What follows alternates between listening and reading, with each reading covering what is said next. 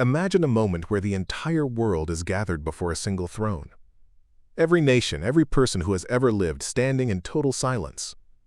In Matthew chapter 25, verses 31 to 46, Jesus describes this exact scene, the parable of the sheep and the goats.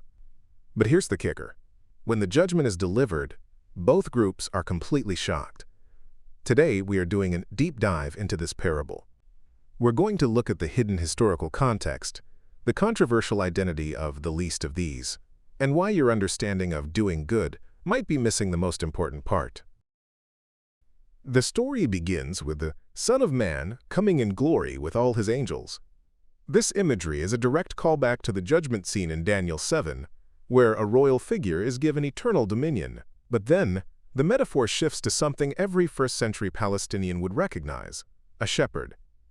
In that culture, flocks of sheep and goats often grazed together during the day. However, at the end of the day, they had to be separated. Why? Because goats were often more susceptible to the cold and needed to be gathered into warmer enclosures at night.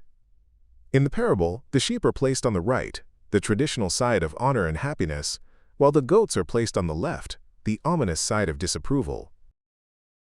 The king turns to the sheep and says, "Come, you that are blessed, inherit the kingdom, for I was hungry and you gave me food, I was thirsty and you gave me drink." He lists 6 specific acts of service: feeding the hungry, giving drink, welcoming the stranger, clothing the naked, taking care of the sick, and visiting the prisoner. These aren't just random good deeds. They are the corporal works of mercy, representative of what it means to truly love your neighbor as yourself. But here is where the mystery deepens. Both the sheep and the goats ask the exact same question: "Lord, when did we see you?" This is the heart of the not knowing versus knowing debate. The righteous were so transformed by grace that their acts of mercy flowed spontaneously and intuitively. They weren't checking off a list to earn heaven. They were simply living in tune with God's Spirit. On the flip side, the goats are stunned because they likely thought they were religious. They might have said, "Lord, Lord," but they failed to see the king in the face of the suffering. Their sin was one of omission. Not that they did evil things, but that they failed to do the good they were called to do. This is the most debated part of the entire passage. Who are the least of these, my brethren? Scholars are split into 2 main camps. The universal view. The least refers to all needy and suffering people throughout the world, regardless of their faith.